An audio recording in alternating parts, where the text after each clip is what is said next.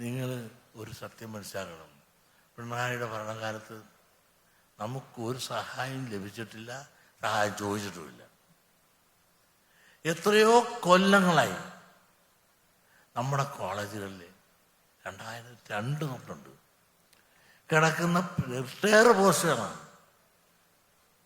അല്ലാതെ ന്യൂ പോസ്റ്റുകളല്ല. ആ റിട്ടയർ പോസ്റ്റുകൾ ചോദിച്ചു പലർക്കും കൊടുത്ത കൂട്ടിരുന്ന് നമുക്ക് തന്നു എന്നുള്ള നേര് തന്നെയാണ്. അത് ഇൻ്റർവ്യൂ ചെയ്യാനുള്ള അനുവാദം തന്നു.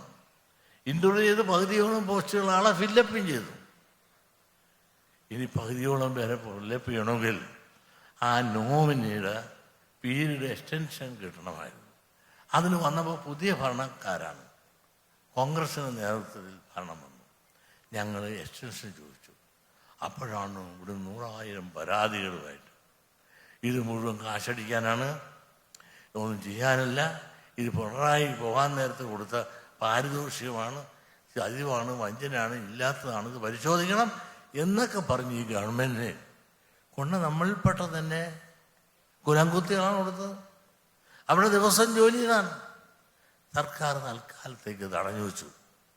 കാര്യങ്ങൾ മനസ്സിലാക്കിയപ്പോൾ റിലീസ് ചെയ്തു. ആ റിലീസ് ചെയ്തപ്പോൾ രണ്ടാമത് നമ്മൾ ഇൻ്റർവ്യൂ സ്റ്റാർട്ട് ചെയ്തു.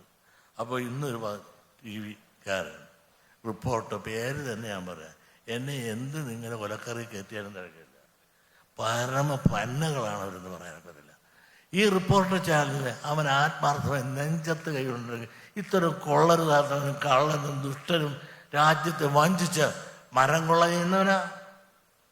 അവൻ രാജ്യത്തെ പറ്റി ബാക്കിയുള്ളവരെ കുറ്റം പറയണമെങ്കിൽ അയാൾ ആദ്യം അവരുടെ പരിശുദ്ധി നോക്കട്ടെ. മാത്രമല്ല, ഇൻഡോർ സ്റ്റേഡിയം വിറ്റ് കാശുണ്ടാക്കാൻ ഫുട്ബോൾ കളി മെസ്സി ആയിട്ട് ചേർന്നത്. അതിനിടക്ക് അതിലും കരിങ്കള്ളനായ പലിശരാജാവുമായിട്ട് ചേർന്നിട്ട് എന്ത് കൊള്ളയാണ് ഈ രാജ്യത്തടിക്കുന്നത്. അവൻ പുണ്യവാളനാകുകയാണ്, ഞാൻ കൊള്ളക്കാരനാക്കുകയാണ്. അത് ഇന്ന് TV-യിൽ നമ്മൾ നന്നാക്കാനാണോ?